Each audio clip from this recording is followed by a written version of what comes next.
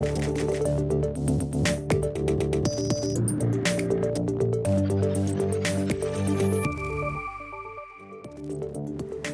evening, I'm Diane To in Hong Kong and welcome to View TV News. Coming up on tonight's show. A traffic accident in West Kowloon leaves 2 dead and more than a dozen injured.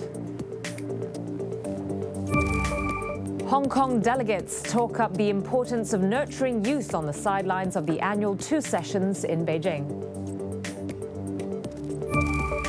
And sources say Meng Wanzhou's lawyers are going to sue the U.S. government as well as Canada over the Huawei CFO's arrest. And we start with some updates on this morning's deadly bus crash on West Kowloon Highway.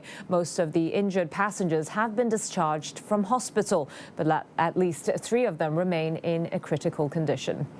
Health Chief Sophia Chan visited Kwong Wah Hospital, where 2 of them are staying. City bus executives paid a separate visit to another 2 passengers at Queen Elizabeth Hospital. The operator also expressed condolences to the families of the bus and lorry drivers killed in the accident. Authorities are still looking into what caused the tragedy. Here's Ryan Chang with the details. A scene of carnage on the West Kowloon Highway this morning. A double-decker bus smashed into the back of a lorry that had broken down in the middle of the road. Dash camera footage showed the moments before the accident when the lorry driver dropped his tailgate and sprinkled items on the road to warn other drivers. Then a city bus heading for the Western Harbour crossing failed to brake in time, rear-ending the lorry. The bus driver was pronounced dead at the scene. The other driver died after being taken to hospital. Police are investigating when and how the lorry malfunctioned, but they say its driver took unnecessary risks by parking in the middle of the road. We would strongly advise all drivers or road users, if they encounter similar situation, they should walk to the roadside and seek for help.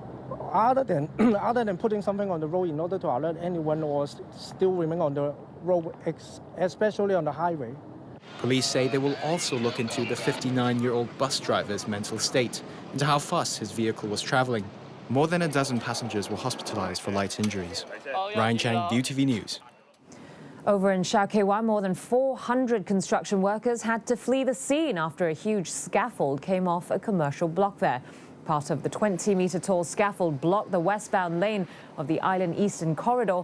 A section of the expressway had to be cordoned off. The incident happened at around 9 a.m. on Ah Kung Ngam Village Road. The scaffold began to shift when workers tried to remove it.